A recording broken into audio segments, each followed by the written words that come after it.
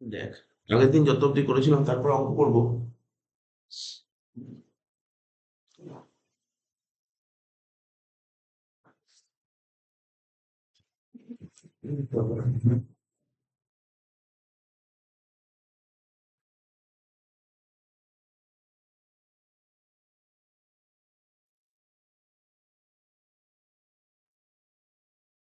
5 নম্বর অঙ্কটা করবো। আরএফএ চলছিল, রেন্ট ফ্রি অ্যাকোমোডেশন চলছিল। ঠিক আছে, আগের দিন রেন্ট ফ্রি একটা ক্লাস করেছিলাম, আজকে ক্লাস করিয়ে রেন্ট ফ্রি অ্যাকোমোডেশন শেষ করে দেবো। বলছে mister Roy Chowdhury is an employee of public limited company. 5 নম্বর অঙ্কটা দেখেছিস তো? লিখে নে তোরা, তোদের তোদের বইয়ের পেজ নাম্বার বলেছিলাম না, পরে বলছি পেজ নাম্বার বলে দিচ্ছি, তোরা 5 নম্বর লেখ, অঙ্কের নাম্বার 5 লেখ, পরে পেজ নাম্বারটা বলে দিচ্ছি। Mr Roy Chowdhury is an employee of public limited company. Roy Chowdhury কোন কোম্পানির এমপ্লয়ি? পাবলিক মানে নন গভর্নমেন্ট। স্যালারি বলেছে 50,000 টাকা করে প্রতি বছর, হিজ ক্যাশ স্যালারি 50,000 টাকা পার অ্যানাম। হি ওয়াজ গিভেন, ঠিক আছে, হি ওয়াজ গিভেন রেন্ট ফ্রি, ওটা রেন্ট হবে, রেন্ট ফ্রি হবে, রেন্ট ফ্রি ফার্নিশড অ্যাকোমোডেশন, ঠিক আছে, ইন কলকাতা। মানে তাকে দেয়া হয়েছে, গিভেন মানে দেওয়া হয়েছে, কি দেওয়া হয়েছে? Rent free. রেন্ট ফ্রি মানে কি? বিনা ভাড়ায়। রেন্ট ফ্রি মানে, রেন্ট মানে ভাড়া, আর ফ্রি মানে কিছু দিতে হবে না, বিনা ভাড়া, কোনো ভাড়া দিতে হবে না। রেন্ট ফ্রি ফার্নিশড অ্যাকোমোডেশন, ঠিক আছে। মিস্টার রয় চৌধুরী একটা প্রাইভেট কোম্পানি চাকরি করে, তার স্যালারি বছরে 50,000 টাকা, ঠিক আছে। তাকে একটা থাকার জায়গা দেওয়া হয়েছে, তাকে থাকার জায়গা দেওয়া হয়েছে, অ্যাকোমোডেশন মানে থাকার জায়গা, বাসস্থান, থাকার জায়গা দেওয়া হয়েছে। যেই জায়গায় থাকতে দিয়েছে সেই জায়গায় কোনো ভাড়া দিতে হবে, ঠিক আছে। এবং সেটা কোথায় থাকতে দিয়েছে? কলকাতায়। For which the company paid monthly rent 3,000 টাকা অনলি। আচ্ছা, আমি আগের ক্লাসে বলেছিলাম মালিকের যদি নিজের বাড়িতে জায়গা থাকে মালিক নিজের বাড়িতে রাখবে, আর যদি নিজের বাড়িতে জায়গা না থাকে তাহলে মালিক নিজে ভাড়া করে দেবে, নিজে ভাড়া করে ভাড়ার টাকাও মালিক দেবে, ঠিক আছে। এখানে সেই সিনারিও বলেছে, মালিকের নিজের বাড়িতে জায়গা নেই, মালিক বাড়ি ভাড়া করে দিয়েছে, বলছে এমপ্লয়ি তুমি এই বাড়িতে থাকো, ঠিক আছে। কত টাকা করে ভাড়া দিচ্ছে প্রতি মাসে? 3,000 টাকা। He was provided with free use of furniture. আচ্ছা, শুধু ওকে থাকার জায়গায় দেয়নি, সঙ্গে সঙ্গে ফার্নিচারও প্রোভাইড করেছে। ফার্নিচার, ফার্নিচার মালিকের নিজের ছিল না, মালিক ফার্নিচার ভাড়া করে দিয়েছেন। ওই ভাড়া করা ফার্নিচারের মূল্য কত ছিল? 2,000 টাকা। বলছে what is the value of rent free furnished accommodation for the assessment ইয়ার 25-26? আমি আগের দিন নিয়মটা বলেছিলাম, জাস্ট একবার চোখ বুলিয়ে নিবি। এই দেখো নিয়মটা খুলেছি সামনে, জাস্ট নিয়মটা একবার চোখ বুলিয়ে নিতে হবে তোকে। এই যে কি লেখা ছিল, valuation of rent free accommodation. Rent free accommodation দু রকমের, একটা সরকারি কর্মচারী হয় আর একটা, এই দেখ, একটা হয় গভর্নমেন্ট এমপ্লয়ি, একটা গভর্নমেন্ট এমপ্লয়ি হয়, একটা নন গভর্নমেন্ট এমপ্লয়ি। তো আমি এখন করছি কি বলেছে কোশ্চেন, প্রথমে বলেছে কি ওই লোকটা কোথায় চাকরি করে? Non government employee. নন গভর্নমেন্টের এই রুলটা পড়তে হবে, এই রুলটা পড়তে হবে। এই রুল দুটো পার্ট হয়, একটা আনফার্নিশড একটা ফার্নিশড হয়। ফার্নিচার দিলে ফার্নিশড, আর ফার্নিচার না দিলে আনফার্নিশড। এখানে ফার্নিচার দিয়েছে, তাহলে কি হবে? ফার্নিশড এর রুল এমপ্লয়ি। এই দেখ ফার্নিশড এর রুল এমপ্লয়ি হবে। কোথায় গেল ফার্নিশড?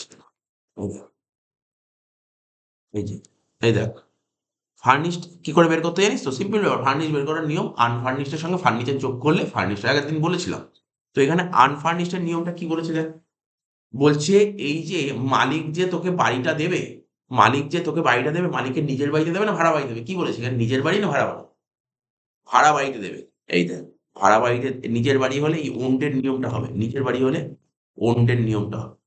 ভাড়া বাড়ি হলে, এই যে ভাড়া বাড়ি হলে কোন নিয়মটা হবে? এই নিয়মটা, বুঝতে পারলি তো? Taken on hire on lease. ভাড়া বাড়ি হলে এই নিয়মটা তাহলে হবে। কি ছিল এই নিয়মে? কত টাকা ভাড়া দিয়েছো অথবা 10% অফ স্যালারি, দুটোর মধ্যে যেটা ছোট। সিম্পল জিনিস, কত টাকা ভাড়া দিয়েছো আর 10% অফ স্যালারি, দুটোর মধ্যে যেটা ছোট। তাহলে অঙ্কটা আরম্ভ করি আমরা।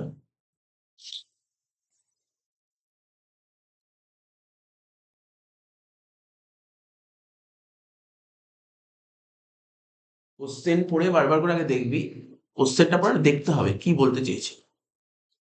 এখানে কোশ্চেনটা পড়ে দেখতে হবে কি বলতে চেয়েছে। মালিক তার কর্মচারীকে থাকার জায়গা দিয়েছে, এবার মালিক যে থাকতে দিয়েছে সেই জায়গাটা কি মালিকের নিজের বাড়িতে নাকি মালিক ভাড়া করে দিয়েছে, এটা আগে পড়তে হবে।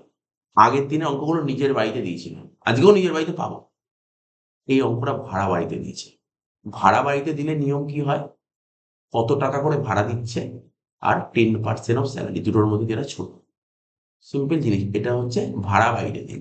আর আমি কোন এমপ্লয় কথা বলি, সরকারি কর্মচারী না বেসরকারি বললাম? সরকারি কর্মচারী না বেসরকারি কর্মচারী বল? বেসরকারি। সরকারি কর্মচারী নিয়মই নেই, কিচ্ছু নেই, সরকারি দেবে না, সব বেসরকারি দেবে। তো দেখ আমি লিখে লিখে দেখাচ্ছি কিভাবে করতে হবে। ঠিক আছে, তো একটা ছোট্ট একটা দাগ কাট, ছোট্ট একটা দাগ কাট, এরকম ছোট্ট।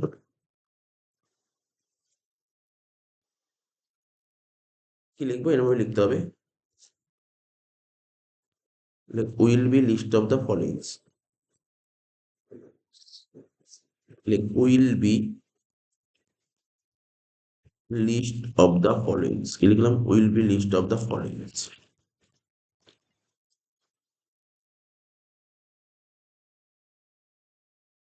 Will be list of the followings.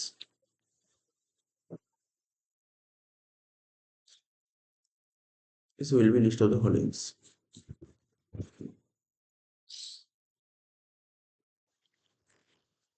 কি লিখবো? রেন্ট পেড কত টাকা করে রেন্ট পে করেছিলাম, কোশ্চেনটা পড়ে নিচ্ছি একবার। রেন্ট পে করেছিলাম কত টাকা? 3,000 টাকা করে প্রতি মাসে। তো 3,000 টাকা করে প্রতি মাসে হলে 3,000 ইন্টু 12, 36,000 টাকা। আর কি ছিল? 10% অফ স্যালারি। স্যালারি 10%, স্যালারি অঙ্কে বলেছিল 50,000 টাকা। তো 50,000 টাকার উপর 10% কত হচ্ছে? 5,000 টাকা। ঠিক আছে, তো দুটোর মধ্যে ছোট কোনটা? দেখ, দুটোর মধ্যে ছোট হচ্ছে 5,000 টাকা। ঠিক আছে, দুটোর মধ্যে ছোট হচ্ছে 5,000 টাকা। বুঝতে পারলি ব্যাপারটা কি বললাম? দেখ আমি এটাই বলছিলাম, মুখে মুখে বলছিলাম, ভালো করে দেখবি কিন্তু বারবার করে দেখবি, এবার আস্তে আস্তে ধীরে সুস্থে দেখো, তাড়াহুড়া না। ঠিক আছে, কি বললাম? দুটোর মধ্যে যেটা ছোট, কি কি বলেছিলাম বল? মালিকের বাড়িতে থাকতে দেওয়ার মতন জায়গা নেই, তখন মালিক কি করবে? থাকার ব্যবস্থা করে দিতে হবে মালিককে। মালিককেই থাকার ব্যবস্থা করতে হবে, সে নিজের বাড়ি হোক বা ভাড়া বাড়ি হোক। নিজের বাড়িতে জায়গা না থাকলে মালিক নিজে ভাড়া করে দেবে। স্যার ভাড়াটা কে দেবে? মালিককেই দিতে হবে। ঠিক আছে তো? তো নিয়ম যেটা ছোট, কি? রেন্ট পেড আর হচ্ছে 10% দুটোর মধ্যে ছোট, বুঝতে গেল? 5,000 টাকা। এটাকে বলে রেন্ট ফ্রি। এটাকে বলে রেন্ট ফ্রি আনফার্নিশড অ্যাকোমোডেশন। কি লিখলাম? Rent free unfurnished accommodation. ঠিক আছে, তা এটা কি দিলাম বলতো? যে এমন একটা ঘর দিয়েছে যেখানে কোনো ফার্নিচার নেই।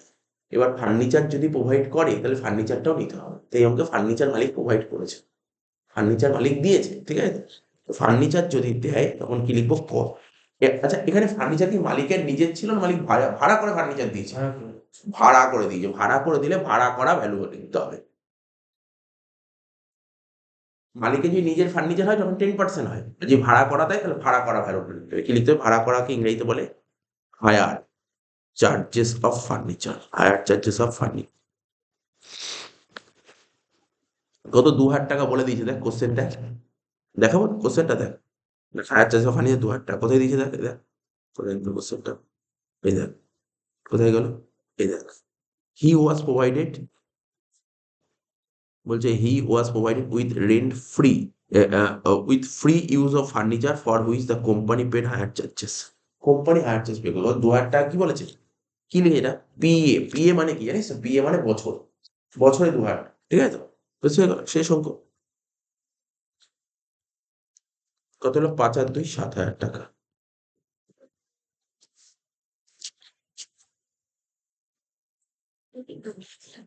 হ্যাঁ হ্যাঁ বল। Rent free furnished accommodation.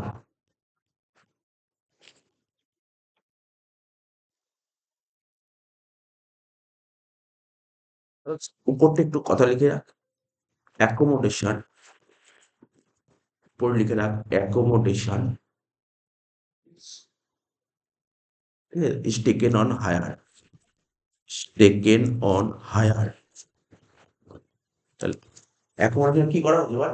অ্যাকোমোডেশনটা, এই ঘরটা কি করা যায়? ভাড়া নেওয়া হয়েছে, বুঝতে গেল? আগের দিন এই নিয়মটা করানো হয়নি, নিয়মটা করে দিতে হবে। আচ্ছা চ, আরো অঙ্ক করবো না আজকে, তো আরো অঙ্ক করবো। এই যে উপরের লেখাটা দেখবি, লেখ accommodation is taken on higher.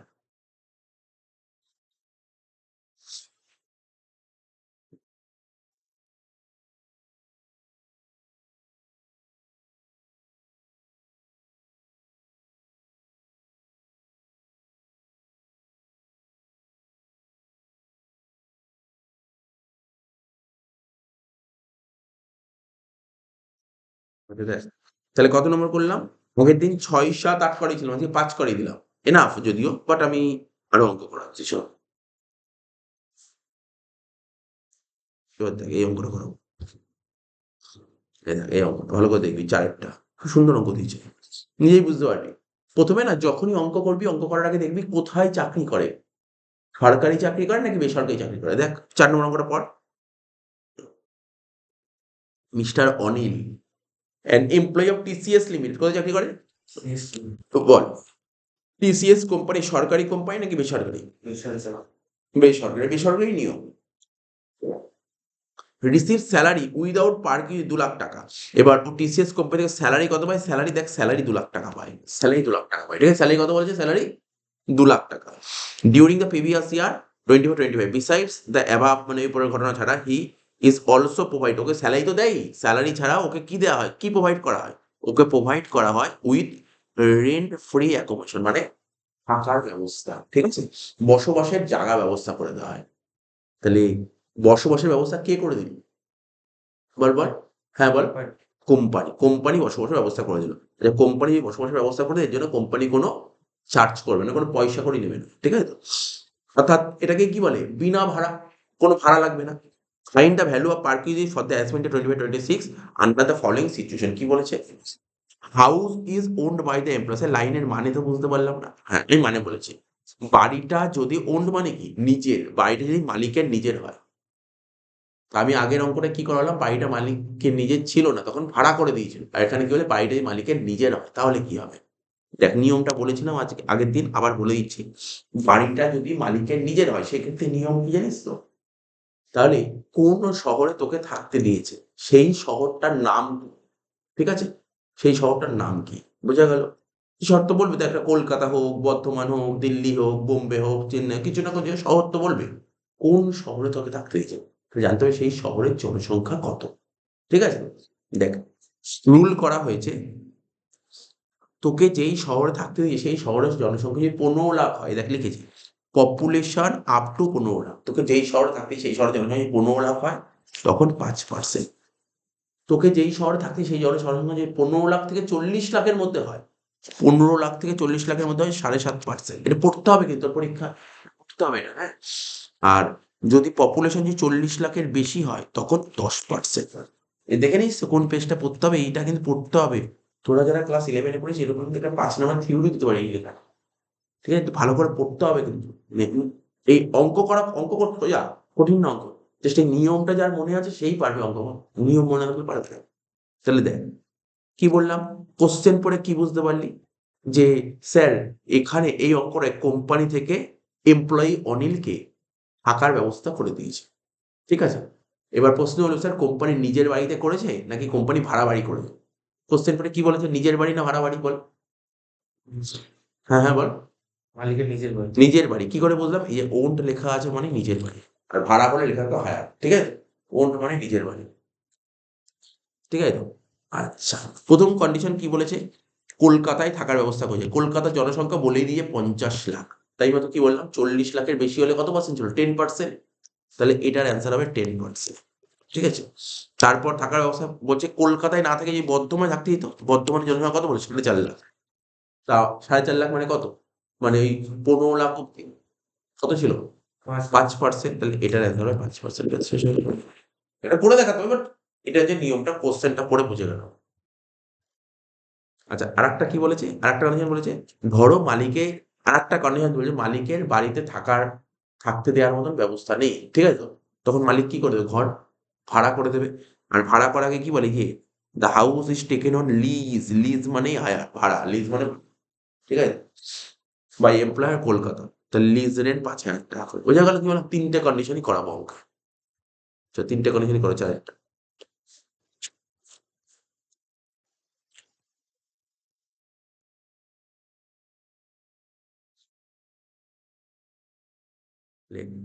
কি লিখবো? Valuation of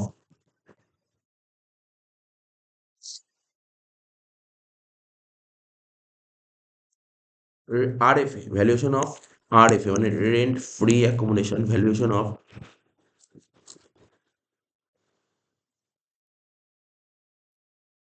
rent free accommodation, ঠিক আছে, valuation of rent free accommodation, ঠিক আছে। এবার এ দিয়ে লিখবো কি, দ্য হাউস ইজ,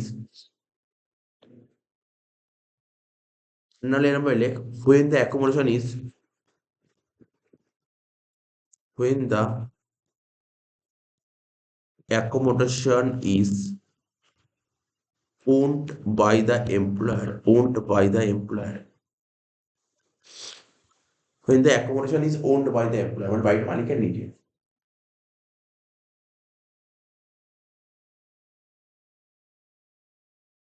ঠিক আছে। লিখলাম তো, তার নিচে লিখবো হাউস সিচুয়েটেড, লেখ হাউস সিচুয়েটেড, লেখ হাউস সিচুয়েট, কোথায় হাউসটা, কলকাতায়। এইটুকু ছোট্ট না, এইটুকু না, এটা তো বড় হয়েছিল, এত বড় হবে না, ছোট ছোট এই দু লাইন বলবে, হাউস সিচুয়েটেড ইন কলকাতা, কেন আমাকে লিখে রাখা হবে কোথায় বাড়ি আছে, হাউস সিচুয়েটেড কলকাতা। তাহলে প্রথমে কি নিয়েছিলাম, কলকাতার জনসংখ্যা, যাই হোক কলকাতার জনসংখ্যা কত বলেছি এখানে, কত ওই কলকাতার জনসংখ্যা বল কোশ্চেনে, 50 লাখ। আমাদের নিয়ম কি ছিল, 15 লাখ হলে 5%, 15 লাখ থেকে 40 লাখ হলে 7.5%, আর 40 লাখের বেশি হলে কত পার্সেন্ট, 10%। এখানে 50 লাখ, তাহলে কত 10% লিখবো, তাহলে কি লিখবো এখানে, 10% অফ স্যালারি, ঠিক আছে, 10% অফ স্যালারি। আর স্যালারি কত বলেছে আমাকে, 2 লাখ টাকা, 2 লাখের 10% করলে কত হবে, 20,000 টাকা হয়ে গেল। এবার এর সাথে যোগ করতে হয় কি, ফার্নিচার, ফার্নিচার দিয়েছিল কি কোশ্চেনে, দেখ তো কোশ্চেনে কোনো ফার্নিচার দিয়েছে ওকে, না স্যার কোনো ফার্নিচার দেওয়া হয়, এই কোনো ফার্নিচার দেয়নি, আগের অঙ্কে ফার্নিচার দিয়েছিল, কোনো ফার্নিচার দেয়নি, তাহলে আর নেবো না, এখানেই শেষ, অঙ্ক এখানেই শেষ, ঠিক আছে, এটাই হচ্ছে অ্যান্সার, বুঝতে পারলি, এর অ্যান্সার এটা হলো এ, করে ফেলে ঢুকে ফেলে,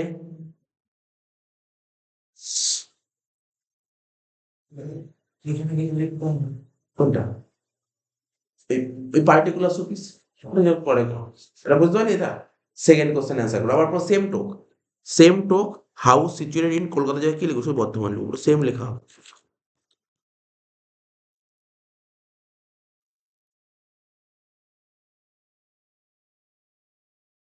এটা বি, তাহলে কি হবে, বর্ধমান, বর্ধমানের জনসংখ্যা তো বলে দিয়েছো না, বর্ধমান জনসংখ্যা কত বলে কোশ্চেন পেপার, 4.5 লাখ, মানে 15 লাখের নিচে, 15 লাখের নিচে হলে কত পার্সেন্ট হয়, 5%, তাহলে 10-এর জায়গায় হবে 5%, 2 লাখের 5% করলে কত হয়, 10,000।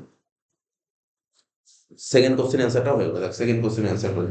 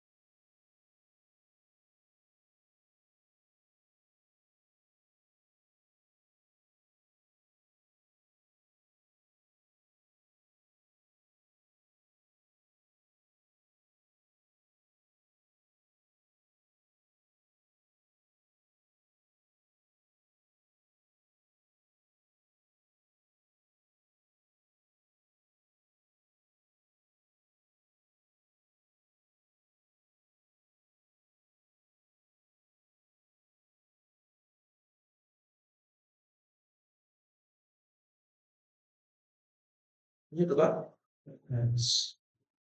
লাস্ট কোশ্চেন করবো, সি, সিটা তো পারবি নিয়ে নিয়ে করতে, এনে কি লিখবো, C, when the accommodation is owned by the employer হবে নাকি, লিজ বাই দ্য এমপ্লয়, তাই তো, নাকি ওন্ড হবে না লিজ হবে, লাস্টেরটা কি ছিল, লিজ নিয়েছিল লাস্টের কোশ্চেনটা, এই দেখ লাস্টেরটা সি পার্টটা কি বলেছিল, the house is taken on lease, তাহলে লাস্টেরটা লিজ হবে, লিজটা তো আগেরটা, আগে আমরা লিজই করলি, when the accommodation is leased by the employer, house is situated, এই কথাটা লিখতে হবে না, এই কথাটা লিখতে হবে না, সেক্ষেত্রে কি হবে, নিয়মটা চেঞ্জ হতো, কি ছিল বল, দরকার হলে আগের পাতাগুলো দেখে বল, কি লেখা ছিল, rent paid or 10% of salary, লেখ, লেখ rent paid or 10% of salary,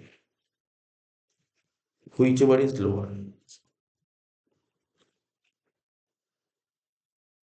rent কত টাকা করে পে করা হয়েছিল, 5,008 টাকা করে প্রতি মাসে, তাই তো, তাহলে 5,000 ইন্টু 12 অর স্যালারি 2 লাখ টাকা, তার 10% 20,000। 60,000 আর 20,000 ছোট কোনটা? শেষ, অঙ্ক শেষ। ঠিক আছে, পুরো পাট কাটিয়ে দিলাম, চারের অঙ্কটা পুরোটা কাটিয়ে দিলাম।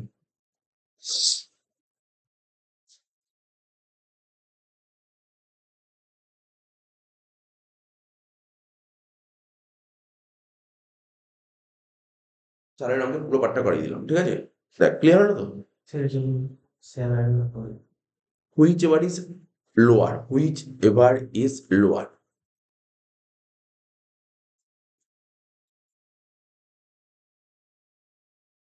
চারেরটা হয়ে গেল, এবার 1 2 3 করবো একটা করে, বুঝলি? ঢোকা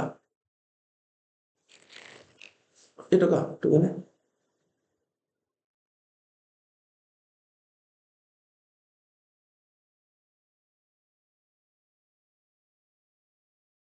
ঠিক আছে, করবে একটা করে। শোন, এবার 1 নম্বর অঙ্ক থেকে করছি, 1 2 3 পর্ব করে নিচ্ছি, 1 2 3, 1 2 3, তাহলে 4 হয়ে গেল, 1 2 3 বাকি আছে, 1 2 3 করি। কি বলেছে? ছোট অঙ্ক হবে। তাহলে আমি যে আজকে দুটো অঙ্ক করালাম, দুটো অঙ্ক কি করলাম? সরকারি চাকরি করে না বেসরকারি চাকরি করে, মানে নন গভর্নমেন্ট। আগের দিনও করেছি সব নন গভর্নমেন্ট। এবার 1 নম্বর অঙ্কটা দেখ, কোশ্চেনটা পর বুঝতে পারবি। X is an employee of a government concern. কোথায় চাকরি করে? গভর্নমেন্টে চাকরি করে। হিজ স্যালারি, এই অঙ্ক আসার পরীক্ষায় কোনো চান্স নেই, ঠিক আছে তো? গভর্নমেন্ট আসার চান্স নেই, তবু আছে, কোশ্চেন করাচ্ছি। His salary for the year 24-25, basic salary বলে যে 85,000 টাকা করে প্রতি মাসে বেসিক। ডিএ বলেছে 29,300 per month. He has allotted a flat, তাকে সরকারি চাকরি করে, দেখ এক্স সরকারি চাকরি করে, তাকে কে তার সরকারের পক্ষ থেকে, মানে গভর্নমেন্ট ওকে দিল্লিতে একটা ফ্ল্যাট প্রোভাইড করে দিল্লিতে, এবং সেটা কি free of rent, office residence, তাকে থাকতে দিয়েছে কিন্তু কোনো ভাড়া দিতে হবে না, ঠিক আছে? তাহলে প্রোভাইড করেছে কে? মালিক নিজের বাড়িতে থাকতে দিয়েছে নাকি ভাড়া করে দিয়েছে ফ্ল্যাটটা? নিজের বাড়ি না ভাড়া বাড়ি? নিজের বাড়ি। যদি ভাড়া করে দিত তাহলে বলতো তো প্রতি মাসে এত টাকা করে রেন্ট দিচ্ছেন, না, মালিক নিজের বাড়িতে থাকতে দিয়েছে। চলো, যারা সরকারি চাকরি করে না, যারা সরকারি চাকরি করে তাদের জন্য ওই ওরকম পার্সেন্টেজে কোনো গল্প নেই। যারা সরকারি চাকরি করে তাদেরকে থাকার ব্যবস্থা করে, সেক্ষেত্রে দেখতে হবে একটা ওয়ার্ড, লাইসেন্স ফি কত, ওটাই হবে অ্যান্সার, লাইসেন্স ফি। কি লিখেছে? লাইসেন্স ফি অফ ফ্ল্যাট, ফ্ল্যাটের লাইসেন্স ফি কত গভর্নমেন্ট রুল ওয়াইজ? 2,64,000, এটাই হবে অ্যাকোমোডেশন। দেখ আমাদের নোটটা লেখা ছিল, ভালো করে পড়বি। গভর্নমেন্ট এমপ্লয়ি কি পড়াচ্ছি দেখ, এটা গভর্নমেন্ট এমপ্লয়ি লেখা আছে। গভর্নমেন্ট এমপ্লয়িকে যদি ঘর প্রোভাইড করা হয়, ঠিক আছে? কে প্রোভাইড করবে? গভর্নমেন্ট এমপ্লয়িকে ঘরটা প্রোভাইড করবে কে? গভর্নমেন্ট প্রোভাইড করবে। সেটা স্টেট গভর্নমেন্টও হতে পারে বা সেন্ট্রাল গভর্নমেন্টও হতে পারে। সেক্ষেত্রে কি হবে? লোকাল অথরিটি এর মধ্যে কভার করে না, লোকাল অথরিটি এর মধ্যে আসে, এর মধ্যে আসে স্টেট গভর্নমেন্ট আর সেন্ট্রাল গভর্নমেন্ট। লোকাল গভর্নমেন্ট বুঝেছে কোনটা? বলে মিউনিসিপ্যালিটি, এর মধ্যে পড়ে না। এটা আনফার্নিশড হতে পারে আর ফার্নিশড হতে পারে, ঠিক আছে তো? তো বলছে অ্যাকোমোডেশন যদি গভর্নমেন্ট প্রোভাইড করে, সেক্ষেত্রে নিয়মটা কি? সেক্ষেত্রে নিয়মটা কি, ভালো করে দেখ নিয়মটা কি। যদি আনফার্নিশড হয় তাহলে কি হবে? লাইসেন্স ফি। দেখেছিস কি লেখা আছে? লাইসেন্স ফি, যেটা গভর্নমেন্ট ঠিক করে দেবে, এটা কোনো ব্যাপার না। লাইসেন্স ফি যেটা গভর্নমেন্ট ফিক্সড করে দেবে।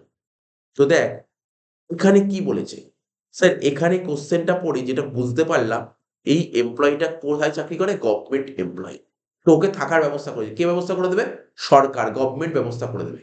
তো গভর্নমেন্ট যদি থাকার ব্যবস্থা করে দেয়, তাহলে সেক্ষেত্রে নিয়মটা কি? কত টাকা ভ্যালু কত হবে? এখানে অ্যাকোমোডেশনের ভ্যালুটা কত নেওয়া উচিত? লাইসেন্স ফি নেওয়া উচিত। লাইসেন্স ফি যেটা গভর্নমেন্ট ঠিক করে দেবে। গভর্নমেন্ট লাইসেন্স ফি কত টাকা ঠিক করেছে? দেখ লেখা আছে, কোশ্চেনটা পড়, লেখা আছে licence fee of the flat determined as per the government rule 2,64,000। তাহলে গভর্নমেন্ট কত টাকা ঠিক করে দিয়েছে, ফিক্সড করেছে কত গভর্নমেন্ট? 2,64,000। তাহলে অ্যান্সার হবে 2,64,000। ঠিক আছে, জাস্ট কথা লিখতে হবে, কথাটা লিখে নে। কিভাবে লিখতে হবে লেখ। লেখ X is a government employee, লেখ X is a government employee, X is a government employee.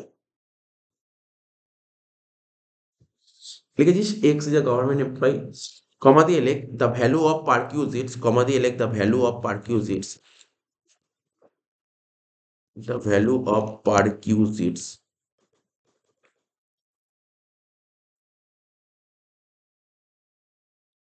in respect of rent-free accommodation.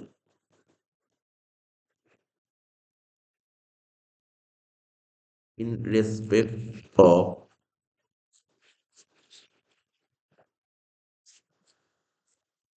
rent-free accommodation. ঠিক আছে, in respect of rent-free accommodation is rupees 2,64,000.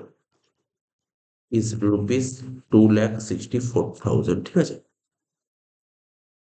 ব্যাকে লিখবি licence fee determined by the government. ব্যাকে লিখবি licence fee determined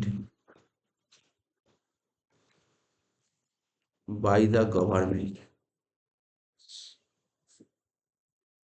full stop. The fair rent, সব লিখতে হবে না আর কিছু, বেশ এটাই অ্যান্সার, বেশ লিখতে হবে না একটা, বুঝে গেল এর অ্যান্সারটা। দেখ কত ছোট, তোর মনে হয় গভর্নমেন্ট দেবে পরীক্ষায়? গভর্নমেন্ট দেবে পরীক্ষায়, দেওয়ার চান্স লেখা। হ্যাঁ এটা একটু নিয়মটা তোকে আমি কেন লেখালাম জানিস? এটা এই গভর্নমেন্টের নিয়মটা না তোর মাথায় ঢুকে যায়, তাই জন্য নিয়মটা করানো, অঙ্ক করে দেখা বোঝা গেল।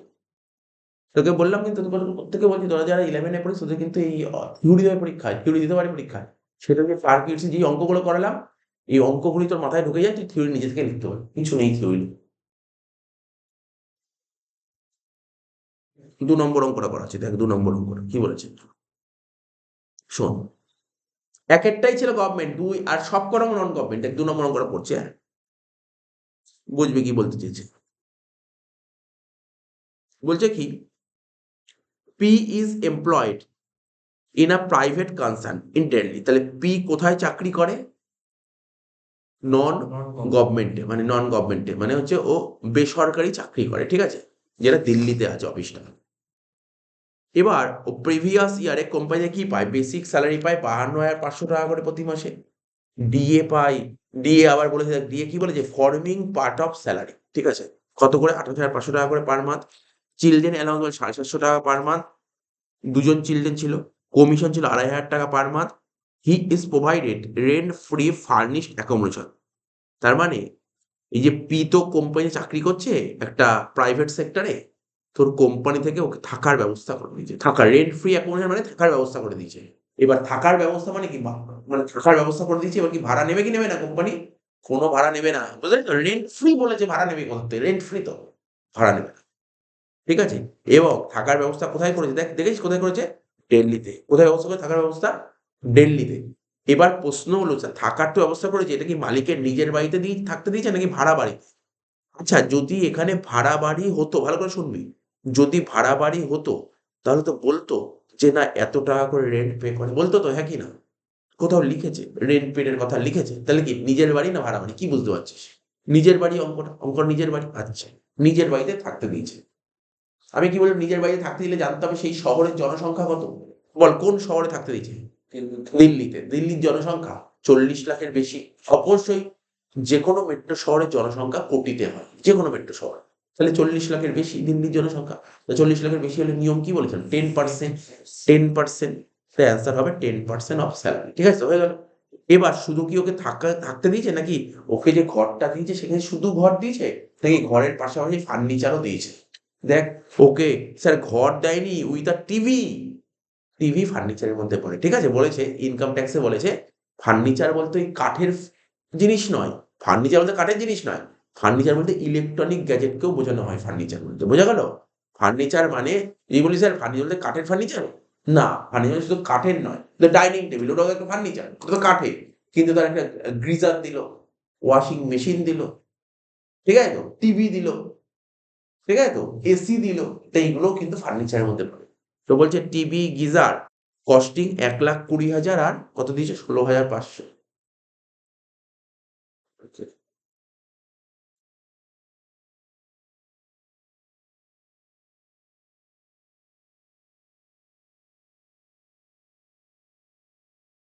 ঠিক আছে, বল বোঝা গেল কি বললাম? আচ্ছা এই ফার্নিচার গুলো কি মালিকের নিজের ছিল নাকি মালিক ফার্নিচার গুলো ভাড়া করে দিয়েছে? কি মনে হচ্ছে দেখে পড়ে, কি বুঝতে পারছিস তুই? এটা দুটোর মধ্যে একটা হবে তো শিওর, বল নিজের নাকি ভাড়া করা? নিজের। তো ভাবছিস কিভাবে বলবো? আরে ভাড়া করা হলে বলতো তো রেন্ট পে, সরি হায়ার, ভাড়া করলে না ইংরেজিতে বলে হায়ার, এটা বলেনি হায়ার, নিজের হলে কস্টিং বলে দেয়, নিজের হলেই কস্টিং বলবে। ঠিক আছে, তাহলে কোশ্চেনটা পড়ে আইডিয়া হলো তো? কোশ্চেনটা পড়ে বল, কোশ্চেনটা পড়ে একটু আইডিয়া হলো তো? চল, কোশ্চেনটা পড়ে যদি আইডিয়া হয় তাহলে আমি অঙ্কটা আরম্ভ করতে পারি। ঠিক আছে, অঙ্কটা আরম্ভ করতে পারি। তাহলে লেখ 2 নম্বর অঙ্ক, লেখ লেখ valuation of rent free accommodation. লেখ valuation of rent free accommodation.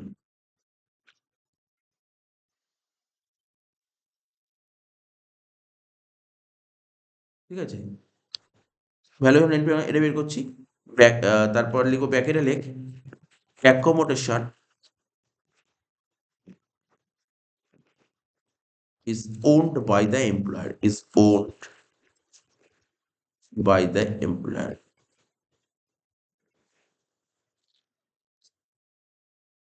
ছোট্ট দাগ করবো যেমন আগের অঙ্কটা করেছিল। ঠিক আছে, তাহলে কি লিখবো প্রথমে? এখানে লিখবো ফর অ্যাকোমোডেশন।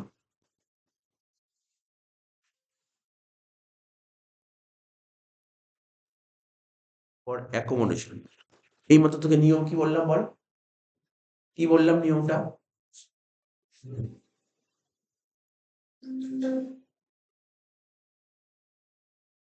হ্যালো, 9:10টায় আসবি।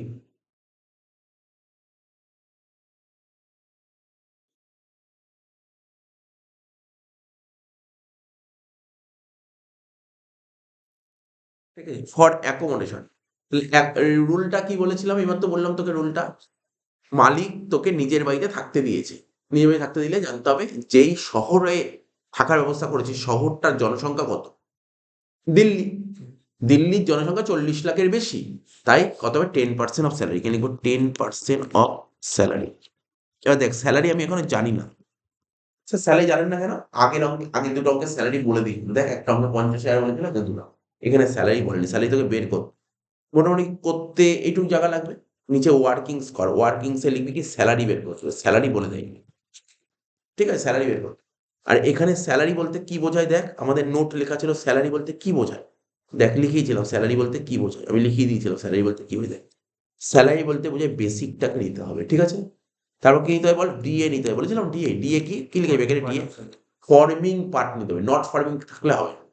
আর কি নিতে হবে? বোনাস থাকলে বোনাস নিতে হবে, কমিশন থাকলে কমিশন নিতে হবে। আর আর যত রকমের অ্যালাউন্স থাকবে সব অ্যালাউন্স দিতে হবে। বুঝতে পারলি তো কি কি? তাহলে বোঝা গেল। এবার দেখ একটা করে বল, বেসিক স্যালারি কোশ্চেন পেপার পড়ে দেখি বেসিক কত বলেছে। দেখ বেসিক কত বলেছে স্যার।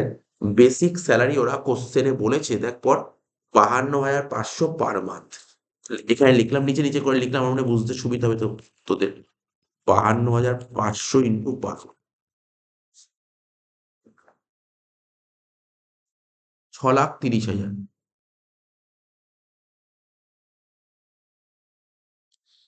6,30,000, ঠিক আছে। ডিএ, ডিএ কোশ্চেনে বলেছিল ফর্মিং পার্ট অফ স্যালারি। দেখি ডিএটা কত বলেছে অঙ্কে। ডিএ বলেছে 28,500 পার মান্থ। 28,500 পার মান্থ, লেখ 28,500 পার মান্থ। 28,500 ইন্টু 12 কত? 3,42,000। নেক্সট কি বলে দেখ ডি এর পর, চিলড্রেন এডুকেশন অ্যালাউন্সেস। এই নিয়মটা তোরা যারা ক্লাস 11-এ পড়িস তোদের 2 নাম্বার দেবে এই কোশ্চেনে, পার্টিকুলার এই কোশ্চেনে 2 নাম্বার দেবে, 2 নাম্বারের কোশ্চেন দেবে শর্ট করতে। ঠিক আছে তো? কি নিয়ম? Children education allowance. লেখ এইভাবে লিখবি, যেভাবে লিখছি ভালো করে দেখবি। Children education allowance. বল, চিলড্রেন এডুকেশন অ্যালাউন্স মানে জানিস তো? যেই এমপ্লয়ির কথা বলছি, যেই এমপ্লয়ির কথা বলছি, সেই এমপ্লয়ির ছেলে মেয়ে মানে বাচ্চা কাচ্চা থাকতে পারে, চিলড্রেন থাকতে পারে। এবার চিলড্রেন থাকলে তাদের তো পড়াশোনার ব্যবস্থা করতে হবে। তো পড়াশোনা করার জন্য কোম্পানি থেকে অ্যালাউন্স পায়, টাকা পয়সা পায়। ঠিক আছে তো? টাকা পয়সা পায়। দেখ কত টাকা পেয়েছে, কত টাকা পেয়েছে দেখ বলে দিয়েছে। চিলড্রেন এডুকেশন অ্যালাউন্স কত টাকা পেয়েছে? 750 টাকা করে পেয়েছে। আচ্ছা তোর মনে হয় এক একটা চিলড্রেনের প্রতি মাসে পড়াশোনা করতে 750 টাকা লাগে? হয় প্রতি 750 টাকা হয়? অনেক টাকা খরচা হয়। কোম্পানি 750 দিয়েছে, তো কোম্পানি কি পুরো টাকা দিয়ে দেবে নাকি? প্রত্যেক পড়াশোনা করে যত খরচা হয় পুরো টাকা দেবে? কোম্পানি 750 টাকা দিয়েছে প্রতি মাসে। ঠিক আছে, তা অ্যালাউন্স মানে কি বলতো? অ্যালাউন্স মানে কিছুটা দেয়া হয়, অ্যালাউন্স মানে কিছুটা দেওয়া হয়। ঠিক আছে, মানে তার পড়াশোনা করতে অনেক টাকা খরচা হয়, চলো কোম্পানি বললো ঠিক আছে আমি কিছু টাকা দিচ্ছি, এটাকে বলে অ্যালাউন্স। ঠিক আছে, তাহলে কত টাকা করে পেলি? 750 টাকা করে পেলি প্রতি মাসে। তাহলে প্রতি মাসে 750 টাকা করে পেলে বছরে কত পাই? 750 ইন্টু 12 বলে একই না? 750 ইন্টু 12 ইন্টু তোর চিলড্রেন কটা আছে বল? দুটো। তো যদি 5টা ছেলে মেয়ে থাকে 5 জনের জন্যই টাকা দেবে। বুঝিস নি কি বললাম? 5টা থাকলে 5 জনকে টাকা দেবে, 2টো থাকলে 2 জনকে দেবে, 1টা থাকলে 1 জনকে দেবে, 4টে থাকলে 4 জনকে দেবে, 3টে থাকলে 3 জন। যে কটা চিলড্রেন সে কজনের জন্য টাকা পাবে। বোঝা গেল কি বললাম? 750 ইন্টু 12 ইন্টু 3 লিখবো। 750 ইন্টু 12 ইন্টু 3 কত হচ্ছে? 87,000 টাকা। এই তো আমি ঠিক দেখলাম? 3 জন চাইল্ড ছিল না 2 জন চাইল্ড ছিল? আমি একটু আরেকবার দেখে নিই। সরি 2 জন ছিল, আমি 3 করে ভুল করেছি। এটা 2 লিখতে হবে। 3 এর জায়গায় 2 লিখতে হবে। 3 এর জায়গায় 2 লিখতে হবে। তাহলে 750 ইন্টু 12 ইন্টু 2 কত হচ্ছে? 18,000। 87,000 এর জায়গায় কত লেখা হচ্ছে তোমার? 18,000। তাহলে কত টাকা পেয়েছিস? চিলড্রেন এডুকেশন হয় একটা, চিলড্রেন হোস্টেল হয় একটা। এডুকেশন মানে বাড়ি থেকে পড়াশোনা করলে তখন তাকে বলে চিলড্রেন এডুকেশন অ্যালাউন্স। আর হোস্টেল থেকে পড়াশোনা করলে তখন তাকে বলে চিলড্রেন হোস্টেল অ্যালাউন্সেস। বোঝা গেল তফাৎটা এডুকেশন আর হোস্টেলের মধ্যে? এডুকেশন আর হোস্টেলের মধ্যে তফাৎটা বুঝতে পারলি? বুঝছো না? তাহলে বুঝতে পারি তো এডুকেশন আর হোস্টেলের তফাৎটা বুঝতে পারি তো? বাড়ি থেকে পড়াশোনা করলে তাকে বলে এডুকেশন অ্যালাউন্সেস, আর হোস্টেল থেকে পড়াশোনা করলে তাকে বলে হোস্টেল অ্যালাউন্সেস। তাহলে বোঝা গেল এই জায়গাটা? তাহলে এটা বুঝতে পারলি? এবার নিয়ম কি জানিস? সরকার নিয়ম করেছে। এবার ধর আমি একটা এমপ্লয়ি, আমি আমি গভর্নমেন্টকে বললাম, আচ্ছা আমার কোম্পানি থেকে তো আমি এডুকেশন অ্যালাউন্স পেয়েছি, আমি কি এর উপর কোনো ছাড় পাবো? আমি কি এর উপর কোনো ছাড় পেতে পারি? গভর্নমেন্ট বলেছে হ্যাঁ তুমি ছাড় পাবে, এর উপর তোমাকে ছাড় দেবো। অর্থাৎ এডুকেশন অ্যালাউন্সের জন্য 100 টাকা করে ছাড় দেওয়া হয়, মনে রাখতে হবে। এডুকেশনের জন্য 100 টাকা। স্যার যদি হোস্টেল হতো? এখানে হোস্টেল বলেনি, হোস্টেলের জন্য 300 টাকা। এডুকেশনে কত টাকা করে ছাড় দেয়? 100 টাকা করে ছাড় দেয়, না হোস্টেলে 300 টাকা করে। তাহলে লেখ এখানে মাইনাস দিয়ে লেখ এক্সেমশন। কি লিখবো? এক্সেমশন।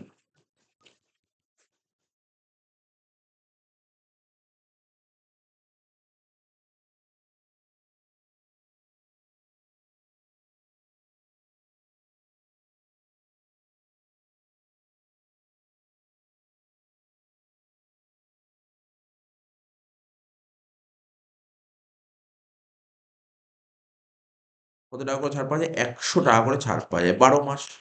ঠিক আছে? ইন্টু 2 হবে। কেন 2 হলো জানিস তো? বল 2 কেন হলো?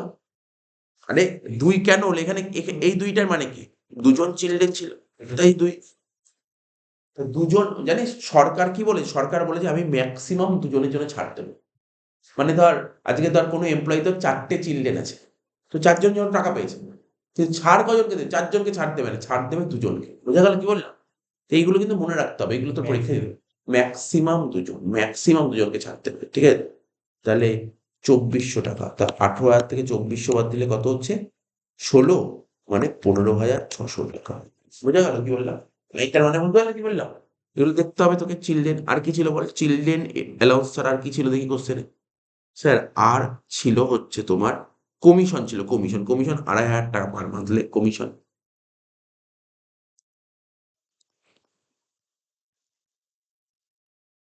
2,500 টাকা পার মান্থ, এটা করলে কত হবে? 30,000 টাকা। টোটাল করে দেবে। তাহলেই হয়ে যাচ্ছে 6,30,000 যোগ 3,42,000 যোগ 15,600 যোগ 30,000 কত হচ্ছে? 10,17,600 টাকা। 10,17,600 টাকা। ক্লিয়ার? ক্লিয়ার হয়েছে? এটা হচ্ছে স্যালারি, এটাকে বলে স্যালারি।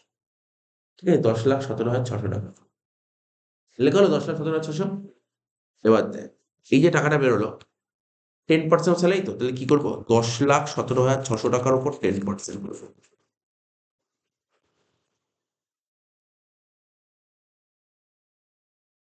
তাহলে কত হচ্ছে? 1,01,760 টাকা। ক্লিয়ার? লিখলাম 1,01,760 টাকা।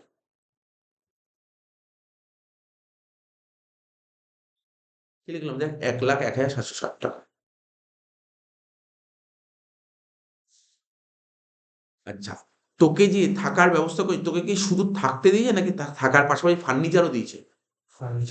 ফার্নিচারও দিয়ে দেখ, এই অঙ্কে ফার্নিচারও দিয়েছে। ফার্নিচার কি কি দিয়েছে দেখ? টিভি আর গিজার। ঠিক আছে? তাহলে এই ফার্নিচার ব্যাপারটা কি হয় বলতো? ফার্নিচার যদি মালিকের নিজের হয় তখন তার 10% ভ্যালু আসে। 10% পুরো আসে 10%। হ্যাঁ, যোগ দিয়ে লেখ কস্ট অফ ফার্নিচার। যোগ দিয়ে লেখ কস্ট অফ ফার্নিচার। তো কি কি ফার্নিচার দিয়েছে দেখে নে। ফার্নিচার একটা টিভি দিয়েছে আর গিজার দিয়েছে। টিভির ভ্যালু কত? 1,20,000। টিভির ভ্যালু কত? 1,20,000।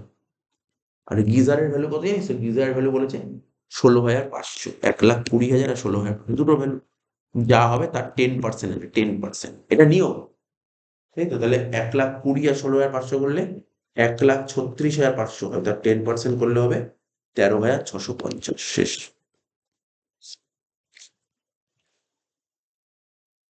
101,760 প্লাস 13650 কত হচ্ছে?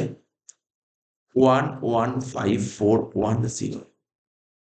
এটাকে বলা হয় value of perquisites. Value of perquisites. শেষ।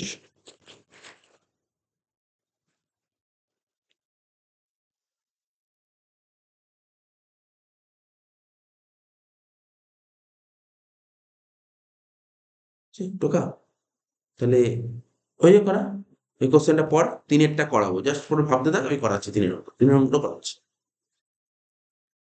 তাহলে দেখ, সব কটা কিন্তু অঙ্ক আমি করে দিলাম।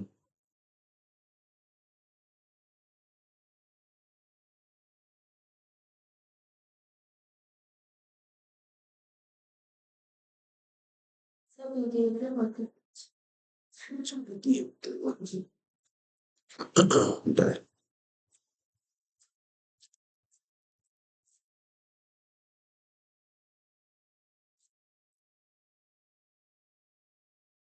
তিন নম্বর অঙ্ক, 26 পাতা।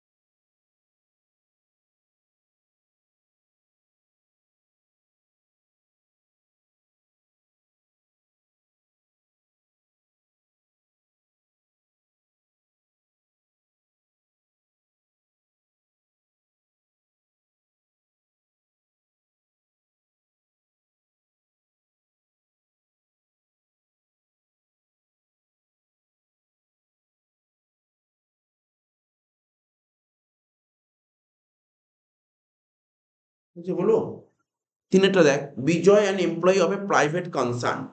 বিজয় প্রাইভেটে চাকরি করে। হিজ ড্রন বেসিক স্যালারি, প্রতি মাসে স্যালারি করে কত টাকা করেছে? 20,000 টাকা করে প্রতি মাসে তুলেছে।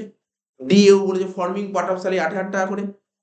He is provided with an accommodation Kolkata, তাকে কলকাতায় একটা থাকার ব্যবস্থা করা হয়েছে। কলকাতা, কলকাতা, ঠিক আছে তো? ফেয়ার রেন্ট, বেকার দিয়েছে, কোনো কাজের জিনিস নয়, 7,000 টাকা প্রতি মাসে। এ তো ফেয়ার রেন্ট, বেকার জিনিস, কোনো কাজের জিনিস মানে মেন জিনিসটা কি? ওকে কলকাতায় থাকার ব্যবস্থা করা হয়েছে। Rent charge by the employer, ঠিক আছে? Rent charge by the employer for such accommodation 4,500 per month. তাহলে কোশ্চেনটা পড়ে না তোকে বুঝতে হবে, থাকার ব্যবস্থা তো মালিক করে দিয়েছে। মালিক কি নিজের বাড়িতে থাকার ব্যবস্থা করেছে নাকি ভাড়া বাড়িতে? এই কোশ্চেনটা পড়ে বুঝতে হবে নিজের বাড়ি। হ্যাঁ বল। না, নিজের বাড়িতে। তুই কি করে বুঝতে পারলি ভাড়া বাড়িতে? বল, কি করে বুঝতে পারলি ভাড়া বাড়িতে? সেটা আমাকে বোঝাতে হবে, তারপর আমি বলবো তুই ঠিক বুঝেছিস না ভুল বুঝেছিস। এই কোশ্চেনটা পড়ে দেখতে হবে মালিক যে তোকে থাকার ব্যবস্থা করেছে, মালিকের নিজের বাড়িতে নাকি ভাড়া বাড়ি। এই কোশ্চেনটা পড়ে দেখ। এখানে ও বললো স্যার ভাড়া বাড়িতে, তা কোন লাইনটা পড়ে বুঝতে পারলি ভাড়া বাড়িতে? বল, কোন লাইনটা পড়ে বুঝতে পারলি ভাড়া বাড়িতে? এটা কিন্তু মালিকের নিজের বাড়ি থাকার ব্যবস্থা করেছে, কিন্তু তুই বল। কেন? না, আমি বললাম এই যে কোশ্চেনটা পড়ে বললাম যে কোশ্চেনটা মালিককে থাকার ব্যবস্থা করে মালিকের নিজের বাড়িতে থাকতে দিয়েছে, নাকি মালিক বাড়িতে জায়গা ছিল না বাড়ি ভাড়া করে দিয়েছে। তা এটা কোথায় লেখা যে নিজের বাড়ি না ভাড়া বাড়ি? দেখ, নিজের বাড়ি হলে একরকম রুল, ভাড়া বাড়ি হলে আরেক রকম রুল। জানতে হবে তো এটা নিজের বাড়ি না ভাড়া বাড়ি। বল, নিজের বাড়ি না ভাড়া বাড়ি? এই কোশ্চেনটা আমি বলছি এটা নিজের বাড়ি দিয়েছে, ভাড়া বাড়ি বলে। ভাড়া বাড়ি বলে না, নিজের বাড়িতে দিয়েছে, ঠিক আছে তো? হ্যাঁ, তোর যদি মনে হয় না স্যার এটা ভাড়া বাড়ি দিয়েছে, তাহলে বলতে হবে স্যার এই লাইনটা পড়ে আমি বুঝতে পারলি ভাড়া বাড়ি দিয়েছে। সেটা তোকে বলতে হবে যে এই লাইনটা পড়ে আমি বুঝতে পারি ভাড়া বাড়ি দিয়েছে। ভাড়া বাড়ি দেয়নি, এরা নিজের বাড়ি দিয়েছে। তোর মনে যদি ডাউট থাকে তাহলে বলতে হবে স্যার আমি এই লাইনটা পড়ে বুঝতে পারছি ভাড়া বাড়ি। ঠিক আছে? Easy rental is provided with an accommodation in Kolkata. হ্যাঁ, কিন্তু কলকাতায় ওকে থাকার ব্যবস্থা করেছে। কিন্তু কলকাতায় যে থাকার ব্যবস্থা করেছে, কলকাতা মালিকের নিজের বাড়িও থাকতে পারে, ভাড়া বাড়িও হতে পারে, যা খুশি হতে পারে। কিন্তু এখানে কোথায় বলেছে যে ভাড়া বাড়ি? ঠিক আছে? এখানে তো কোথাও বলেনি। হ্যাঁ, তুই একটা কথা বলতে পারিস স্যার এই তো রেন্ট বলেছে। এই যে রেন্ট বলেছে, রেন্ট বলেছে, রেন্ট মানে তো রেন্ট কখন দেবে? রেন্ট তো ভাড়া বাড়ি হলে রেন্ট দেবে।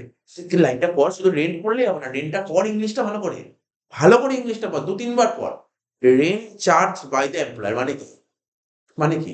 Rent charge by the employer মানে কি? লাইনটার মানে বলতে পারবি? আর কিছু বলতে হবে না, শুধু এইটুকু বললেই হবে। Rent charge by the employer লাইনটার মানে কি?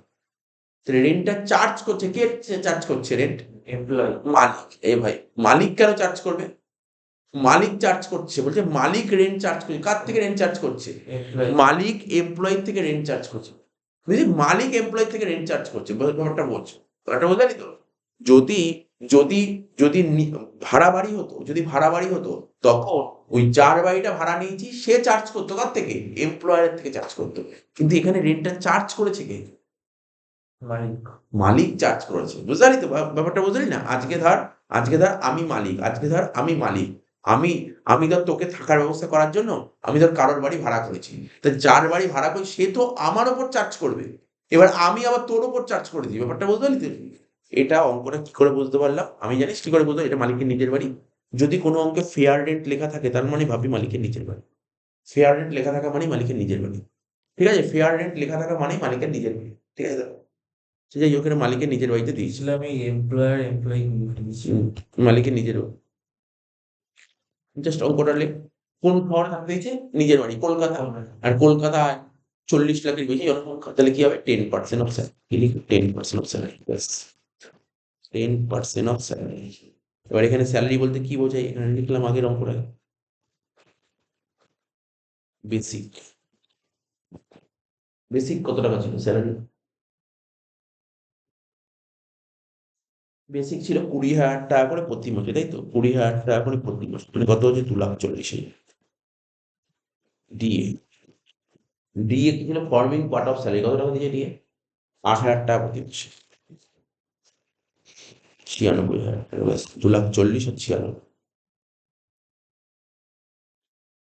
কত হচ্ছে?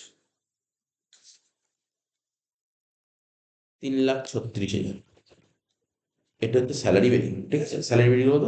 ৩,৩৬,০০০।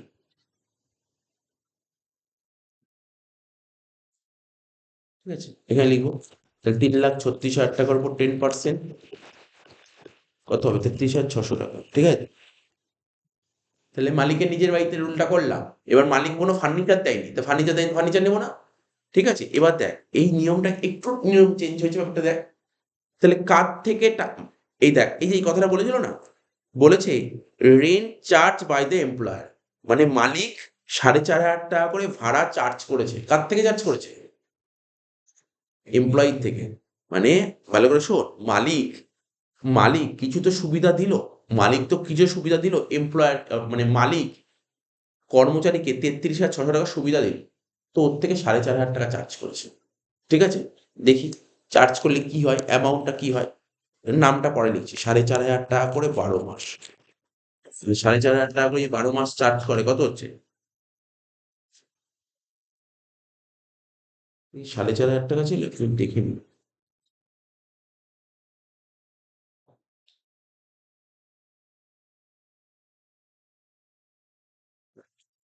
সেই ৪,৫০০ টাকা অনেকটা বেশি টাকা হয়ে যাচ্ছে। ৪,৫০০ টাকা হবে না। এটা না ৫০০ টাকা করি। ৪,৫০০ টাকা কেটে ৫০০ টাকা করি। ৪,৫০০ একটু বেশি হয়ে গেছে। ৫০০ টাকা করে।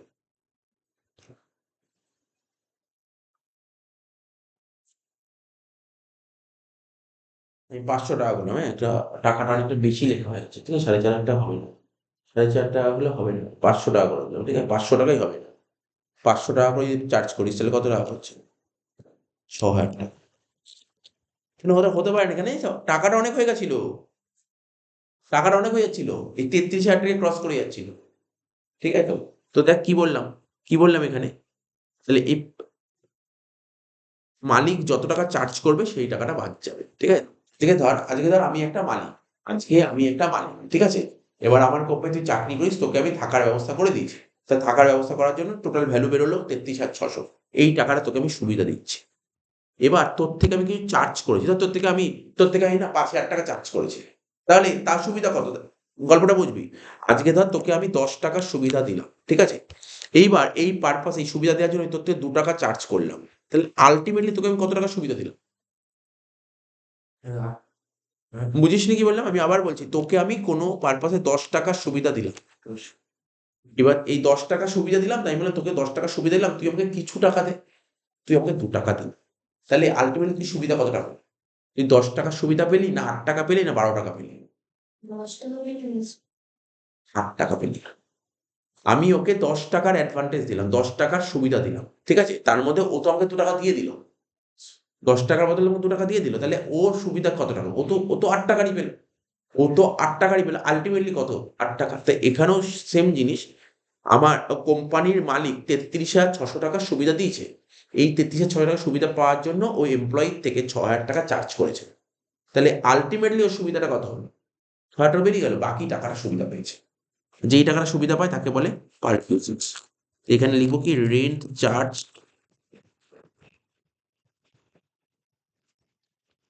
বাই দ্য এমপ্লয়ার,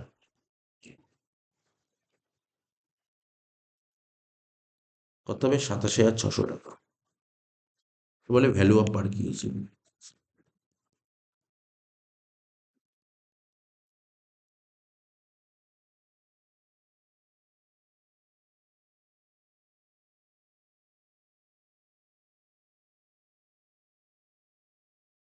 হলো তো?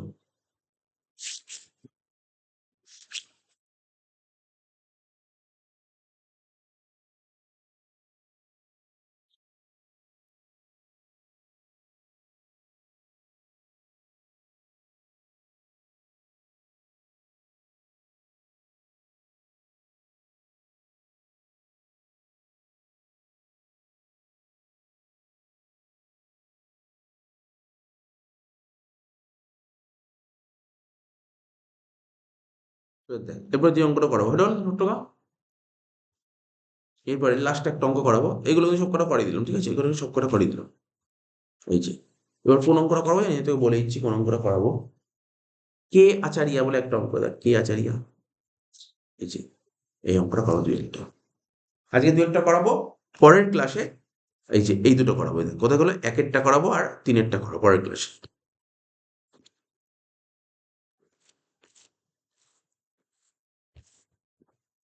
জি, তো কে আচারিয়ার অঙ্ক করবো। কে আচারিয়া, দেখিস তো? কে আচারিয়া, কোশ্চেনটা পড়ি। কে আচারিয়া কি বলেছে জানিস? এই অঙ্কটা কোশ্চেন পড়ার আগে তুই গল্পটা বলে দিচ্ছি, শোন। এই দিক টাকা, গল্পটা কি বলেছে, ধর সাপোজ ধর একজন এমপ্লয়ির নাম লিখলাম এক্স, ঠিক আছে? এক্স, ও রিলায়েন্স কোম্পানিতে জব করে, কি বললাম? ও রিলায়েন্স কোম্পানি জব করে। সাপোজ রিলায়েন্স কোম্পানিটা মুম্বাইতে আছে, ঠিক আছে? আর এক্স থাকে ধর কলকাতায়, ঠিক আছে? ওকে রিলায়েন্স কোম্পানি জব করতে গেলে ওকে মুম্বাইতে থেকে মানলাম জব করতে হচ্ছে, ঠিক আছে? তাহলে ওর বাড়ি তো কলকাতায়, তাহলে মুম্বাই থেকে জব করতে গেলে ওকে তো থাকার ব্যবস্থা করতে হবে, হ্যাঁ কি না বল? মুম্বাইতে থাকার ব্যবস্থা করতে হবে, মুম্বাইতে যদি থাকার ব্যবস্থা না থাকে ও কি করে জব করবে?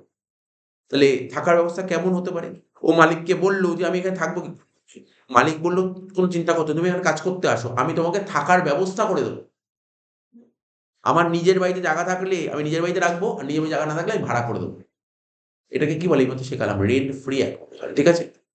আরেকটা হতে পারে, মালিক রিলায়েন্স কোম্পানি এক্স কে বললো তুমি এখানে আসো, তুমি এখানে কাজটা করো, তুমি আশেপাশে ঘর খোঁজো, তুমি খোঁজো, ঘর ভাড়া করে থাকো।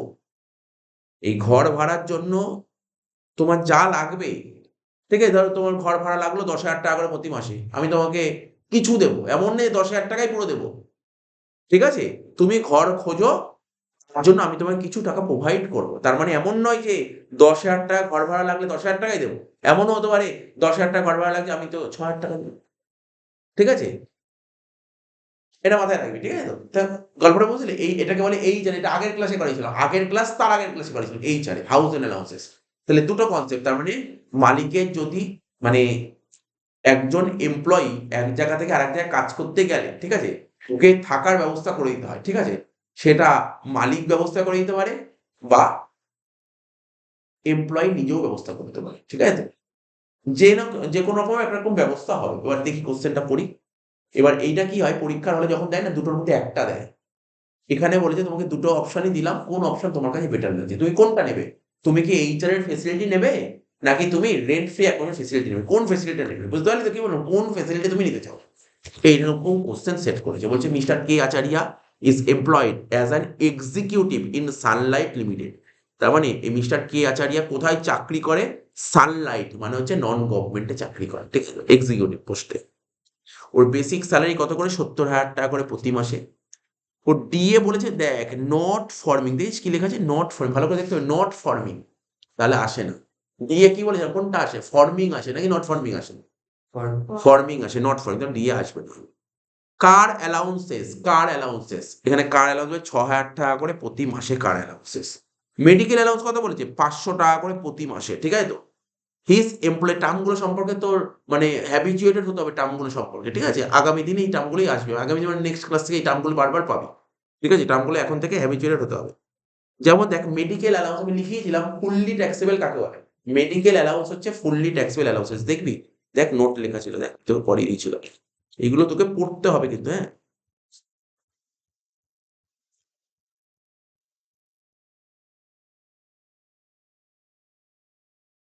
এক মিনিট দেখে দিচ্ছি, 1 মিনিট।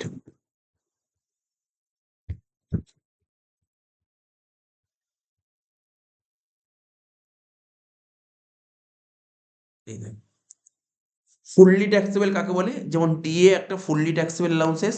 এবার দেখ মেডিকেল অ্যালাউন্স ফুললি ট্যাক্সেবল, দেখিস তো মেডিকেল কি অ্যালাউন্সেস পড়তে হবে, দেখতে পাচ্ছিস তো কি বললাম, মেডিকেল অ্যালাউন্স কি অ্যালাউন্সেস, ফুললি ট্যাক্সেবল অ্যালাউন্সেস। আর একটা কি ছিল, কার অ্যালাউন্সেস, কার অ্যালাউন্স কি ছিল, দেখ এখানে কার অ্যালাউন্স, এই দেখ কার অ্যালাউন্সটা কি ছিল, এটা হচ্ছে পার্টলি ট্যাক্স। বুঝতে পারলি তো? এই নিয়মটা তোকে জানতে হবে, তাহলে তুই পারবি অঙ্কটা করতে, তাই না? তাহলে এখানে বললাম মেডিকেল অ্যালাউন্সেস। তারপর কি বলেছে দেখ, হিজ এমপ্লয়ার মানে কি, মালিক, মানে কে আচারিয়ার মালিক transfer him to Mumbai office, মানে এই যে কে আচারিয়া তার মালিক ওকে মুম্বাই অফিসে ট্রান্সফার করেছে, কবে? 1 এপ্রিল 2024 ট্রান্সফার করেছে, কবে? 1 এপ্রিল 2024 ট্রান্সফার।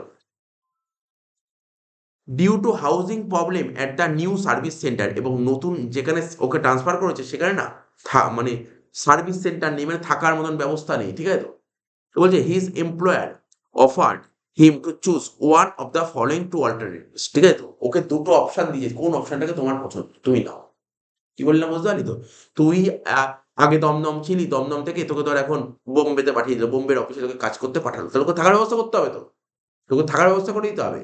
এবার থাকার জায়গা নেই সেরকম ভাবে, ঠিক আছে।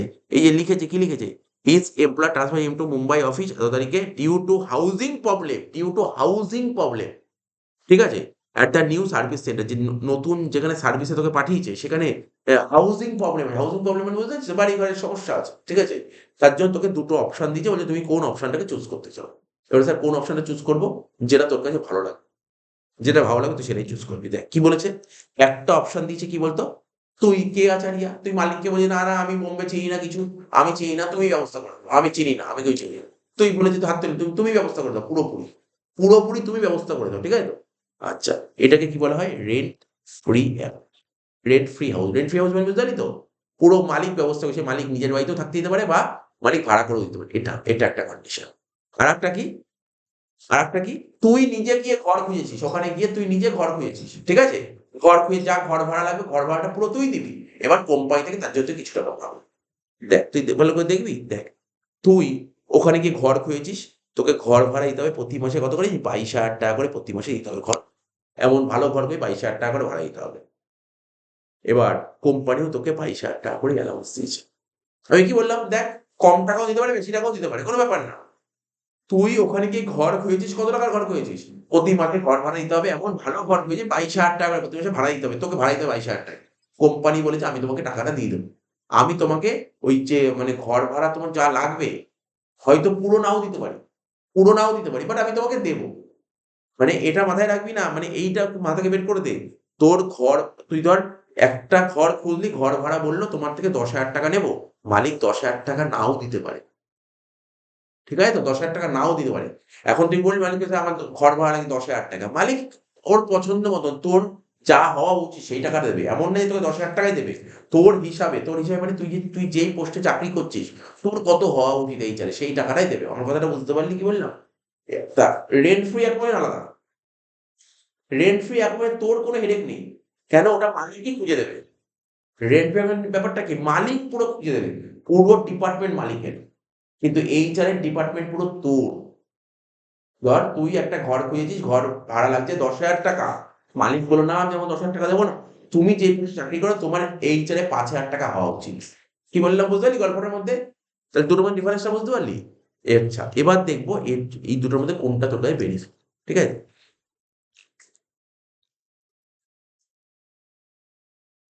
চল লিখবো, হ্যাঁ। প্রথমে কি করবো, প্রথমে না আরএফ এটাই করি, রেন্ট ফ্রি অ্যাকাউন্ট এটা করি, যেটা শিখলাম এই মাত্র। আচ্ছা বল দেখি, মালিক তোকে যে থাকতে দিয়েছে, মালিকের নিজের বাড়িতে দিয়েছে নাকি ভাড়া বাড়িতে দিয়েছে? পর কোশ্চেনটা পর, নিজের বাড়ি না ভাড়া বাড়ি? আচ্ছা দেখাবো, আরেকবার দেখাচ্ছি দেখ। 1 নম্বর পয়েন্টটা পড়, 1 নম্বর পয়েন্টটা পড়ে কি বুঝতে হয়, নিজের বাড়ি না ভাড়া বাড়ি? দেখ, বাই টেকিং রেন্ট 22,000 টাকা per month by the company, মানে রেন্ট, রেন্ট কে পে করছে? কোম্পানি পে করছে। তার মানে মালিক নিজের বাড়িতে থাকতে দেয়নি, ভাড়া বাড়ি, ভাড়া বাড়িতে থাকছে, ঠিক আছে তো? তাহলে এখানে লিখবি ট্যাক্সেবল ভ্যালু, লেখ ট্যাক্সেবল ভ্যালু অফ পারকিউজিটস। সো এগুলো কিন্তু বাড়ি থেকে দেখতে হবে, নাহলে সমস্যা হবে, দেখতে হবে কিন্তু কখনো, না দেখলে হবে না। এই তোরা যে বলছিস সব 7 দিন পর পর পড়তে আসছিস এই টপিকটার পড়া, তো ভুলে যাবি তো, না না দেখলে ভুলে যাবি। Taxable value of perquisites in respect of accommodation,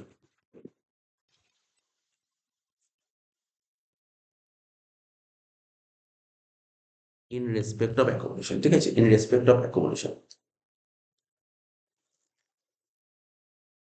ছোট্ট কি লিখবো, will be list of the followings, কারণ ভাড়া বাড়ি হলে will be list of the followings, will be list of the followings. এক লিখবো রেন্ট পেড, কত টাকা করে রেন্ট পে করছি বল, 22,000 টাকা করে প্রতি মাসে। 22,000 টাকা করে প্রতি মাসে হলে 22,000 ইন্টু 12 করলে হয় 2,64,000, কিন্তু চেক করে নিচ্ছে, হ্যাঁ 2,64,000। একটা কি হয়, 10%, 10% of salary, 10% of salary, salary 10%, salary 10%, ঠিক আছে, স্যালারি 10%। এখানে কোনো ফার্নিচার দেয়নি, কোনো ফার্নিচার দেয়নি, করে যেটা হবে না, এখানে একটা টাকা লিখবো, লেখার পর এই দুটোর মধ্যে যেটা ছোট সেটা লিখে দেবো, হয়ে যাবে ভ্যালু অফ পারকিউজিটস। রাইটটা দিস না, রাইটের জায়গায় আমি টাকাটা লিখবো, ঠিক আছে?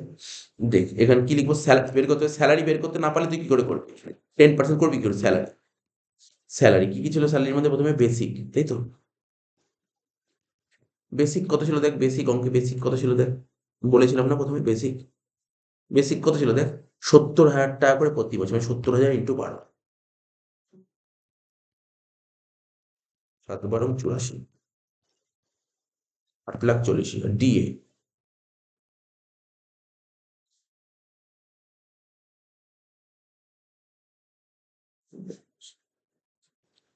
ডিএ, ডিএ কত বলেছে দেখ, ডিএ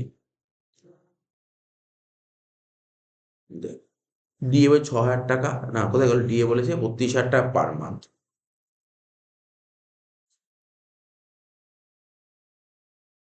তো ডিএ তো আমরা নেবো না, তাই তো, ডিএ তো নেবো না, কারণ কেন নেবো না ডিএ, যে বুঝলি কেন নিলাম না, নট মানে পার্ট অফ স্যালারি, এগুলো মনে রাখিস, কিন্তু মনে রাখতে হবে কিন্তু এগুলো, প্রতিটা পয়েন্ট দেখ, একই জিনিস করছে রোজ, কিন্তু একই হচ্ছে তো, নতুন কিছু করছি না কিন্তু, প্র্যাকটিস করছি জাস্ট। ডিএ, ডি এর পর কি লেখা ছিল বল, ডি এর পর কি লেখা ছিল, স্যার আচ্ছা কার্ডটা পড়ে গেছে, মেডিকেল অ্যালাউন্স করে নি 500 টাকা ইন্টু 12,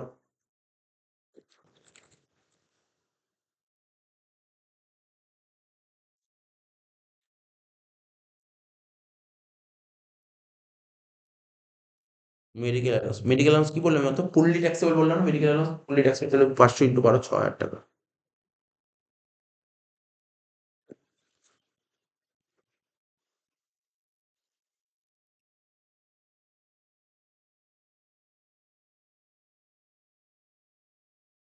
আর লেখ কার অ্যালাউন্সেস, লেখ কার অ্যালাউন্সেস।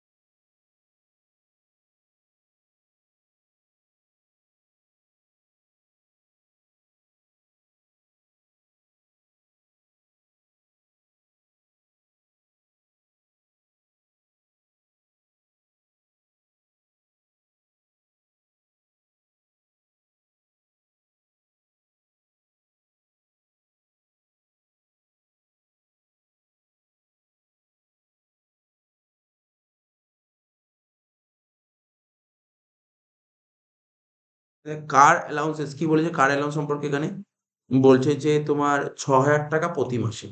লেখ কার অ্যালাউন্স, লেখ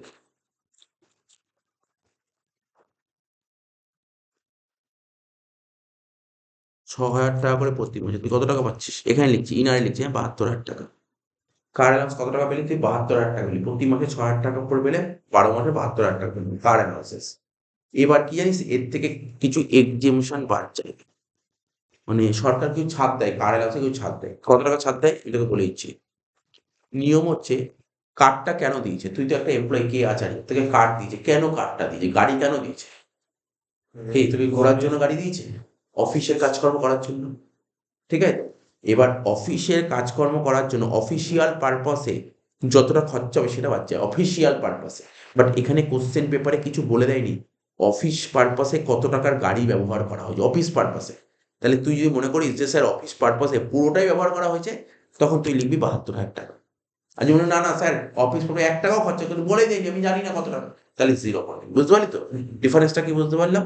পরবর্তী অঙ্কে বলে দেবে যে ব্যাকেটে লিখে দেবে যে না, পুরো গাড়িটাই অফিসিয়াল পারপাসে ব্যবহার করা হয়েছে, বলে দেবে পুরোটা গাড়িটাই অফিস পারপাসে ব্যবহার করা হয়েছে। আর পুরো গাড়িটা যদি অফিস পারপাসে ব্যবহার করা হয়, তাহলে যা টাকা পেয়েছিস পুরো অফিসের খরচা। কি বললাম বুঝতে পারলি তো? তাহলে আমি ধরে নিলাম, যেহেতু কোশ্চেনে কিছু বলে দেয়নি, তাই তো, কত টাকা অফিসিয়াল পারপাসে খরচা হয়েছে, ধরে নিচ্ছি 1 টাকাও খরচা, ধরে নিচ্ছি, ধরাটা নিজের উপর, ধরাটা নিজের উপর।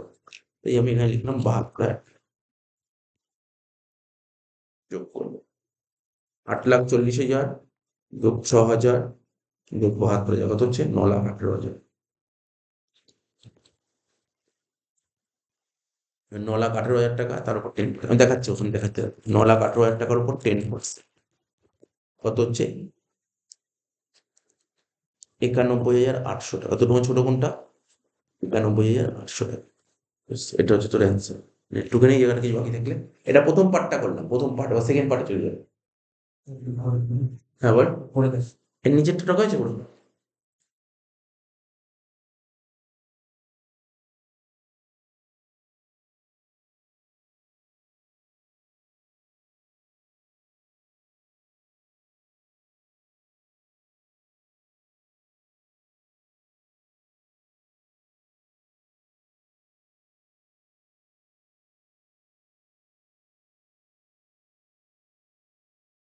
ওই টাকা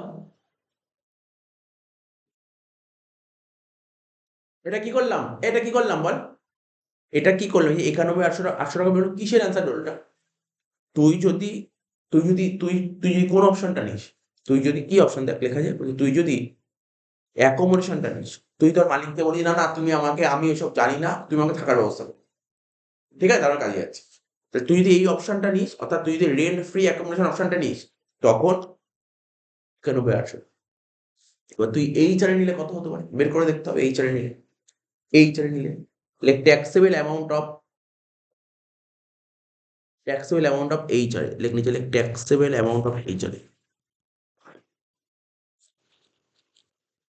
এবার এই চারে তো জানিস নিয়ম মনে আছে কেমন হতো, রুপিসের দুটো ঘর হতো, মনে করছে তো? কি করে করতাম? প্রথমে লিখতাম HRA, house rent allowances.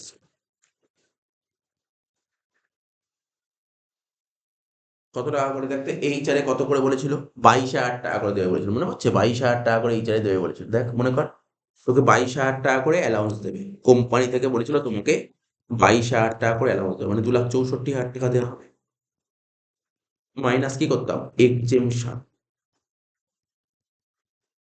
Under section 10 subsection 13A, rule 2A will be list of the following, will be list of the following। এই নিয়ম ছিল। কটা পয়েন্ট লিখতাম? 3টে পয়েন্ট লিখতাম, মনে পড়ে তো? HRA 2,64,000, rent paid minus 10% of salary, মনে পড়ছে তো? মনে পড়ছে? এটা সেকেন্ড ক্লাসে করেছিল এগুলো। আর একটা কি ছিল? কোন শহর, আচ্ছা কোন শহরের নাম বলেছে এখানে? শহরটার নাম বলেছিল দেখতে অঙ্কটা? এখানে কি শহর বলেছিল? কে আচারিয়া শহর কোন শহরে? এই তো বলে দিয়েছিল, দেখ কোথায় শহর? মুম্বাই বলেছিল, মুম্বাই, দেখিস তো? মুম্বাই শহর, মুম্বাই শহরে। তাহলে মুম্বাই শহরের মধ্যে কোন শহর? মুম্বাইতে মেট্রো শহর পড়ে, আর মেট্রো শহরে কি হয়? 50% অফ স্যালারি হয়।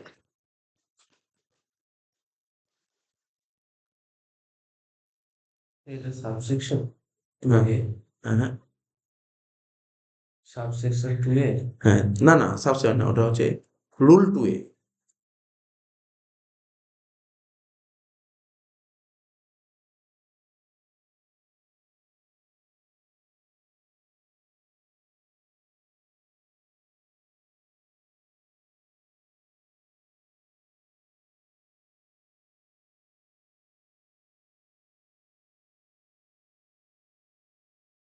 ঠিক আছে, লিখলাম তো 50% স্যালারি বলবো। ঠিক আছে, টুকেন টুকেন টুকেন।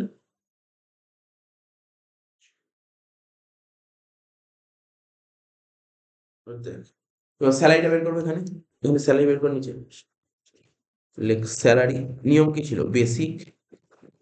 এইচআর এর স্যালারি নিয়ম ছিল বেসিক আর ডিএ। কমিশন ছিল, কমিশন অঙ্কে নেই। তাহলে বেসিক কত ছিল উপরেই করে ফেলেছি, ওটা দেখে দেখে বসিয়ে দিই। বেসিক বেসিক অ্যামাউন্টটা দেখে দেখে বসিয়ে দিই। কত ছিল? 8,40,000। ডিএ তো কিছু হবে না, ডিএ 0। তাহলে কত হচ্ছে? 8,40,000। তাহলে এখানে কত হচ্ছে?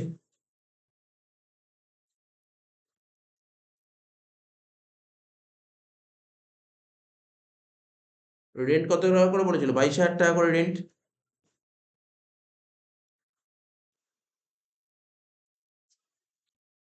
22,000 টাকা করে 12 মাস, 10% স্যালারি, মানে 8,40,000 উপর 10% কত হচ্ছে? 2,64,000 মাইনাস 84,000,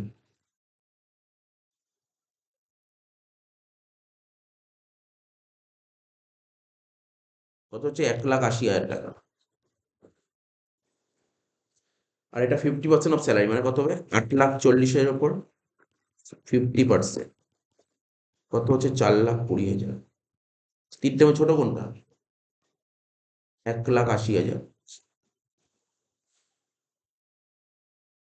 2,64,000 থেকে যদি 1,80,000 বাদ দিস, কত হচ্ছে? 84,000। এটাকে বলে ট্যাক্সেবল এইচআরএ।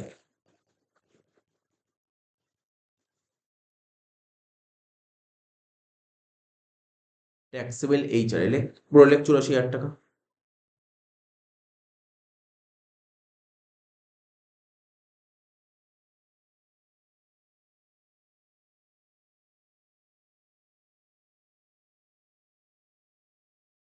লেখা আছে?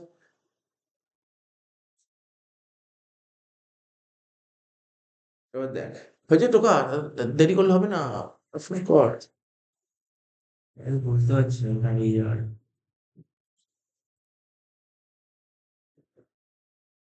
হ্যাঁ, বুঝলি? এবার দেখ, ধর আমি যার কোম্পানির এমপ্লয়ি, আমাকে দুটো অপশন দিচ্ছে, আমি কোন অপশনটা চুজ করবো? জানিস কোন অপশনটা চুজ করবো? আমি যদি এই অ্যাকোমোডেশনটা নিই, এটা নিই, আমি যদি এই অপশনটা নিই, যদি আমি রেন্ট ফ্রি অ্যাকোমোডেশন প্রোভাইড নিই, আমি তখন আমাকে এত টাকার উপর গভর্নমেন্টকে ট্যাক্স দিতে হবে। এত টাকা না, এত টাকার উপর ট্যাক্স দিতে হবে। যদি আমি এইচআরএ নিই, তাহলে আমাকে ৮৪,০০০ টাকার উপর ট্যাক্স দিতে হবে। তা অ্যাজ আ ট্যাক্স পেয়ার, আমি ধর একজন ট্যাক্স পেয়ার হিসেবে আমি কোন অপশনটাকে চুজ করব? আমি কি ৮৪,০০০ টাকার উপর ট্যাক্স পে করাটা উম ঠিক মনে করব? নাকি ৯১ উপর ট্যাক্স পে করা? প্রতিটা মানুষ কি চেষ্টা করে যে যত টাকা ট্যাক্স কম দেওয়া যায় ততই ভালো। ঠিক আছে? যত টাকা ট্যাক্স কম দেওয়া যায়। তা আমি যদি রেন্ট ফ্রি অ্যাকোমোডেশন চুজ করি তাহলে আমাকে কত টাকার উপর ট্যাক্স দিতে হচ্ছে? ৯১,৮০০ টাকার উপর ট্যাক্স দিতে হচ্ছে। আর যদি এইচআরএ অপশনটা চুজ করিস তাহলে তোকে ৮৪,০০০ টাকার উপর ট্যাক্স দিতে হবে। তাহলে তুই কোন অপশনটা চুজ করবি বল? কোনটা? কোনটা? তুই নিশ্চয়ই এই জায়গাটাই বেটার তোর কাছে লাগছে। না তোর যেখানে ট্যাক্স কম হবে সেটাই হবে। এই ব্যাপারটা বুঝতে পারলি তো? সবসময় চেষ্টা করতে হবে যেইখানে যেই অপশনে ট্যাক্স কম আমি সেই অপশনটাকেই চুজ করব।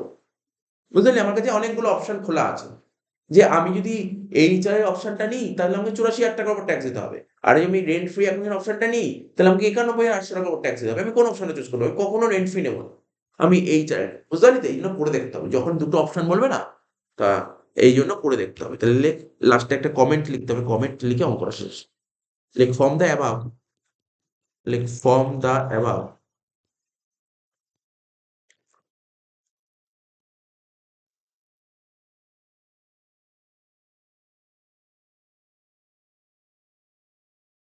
it is beneficial for X.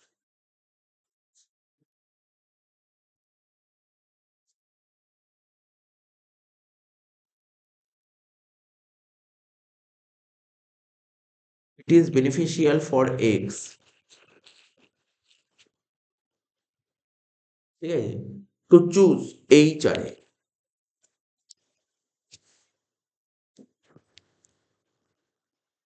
To choose HRA. HRA full form house rent allowances. To choose HRA as lower amount.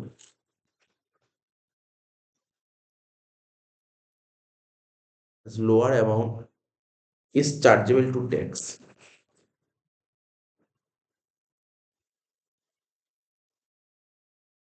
যখন তোর হাতে না দুটো অপশন আসবে না তোকে দুটো অপশনই করে দেখতে হবে। যেখানে ট্যাক্স কম সেটাই তোর কাছে সিলেকশন হবে। ঠিক আছে? তো এই হচ্ছে ব্যাপার। তোকে না জিনিসগুলো দেখতে হবে, ভুলে গেলে চলবে না। নিয়মগুলো পড়তে হবে, মানে বারবার করে দেখতে হবে। আর যে কটা অঙ্ক করেছি সেই অঙ্কগুলো তুই করবি। সেই অঙ্কগুলো তোকে দেখতে হবে, মনে করতে হবে ব্যাপারগুলো। পরের দিন এরকম অঙ্ক, এই যে ২ রকম অপশন বললাম না, এরকম ২ টো অঙ্ক করাবো। করিয়ে তারপর নতুন কিছু করাবো, নতুন কিছু করাবো।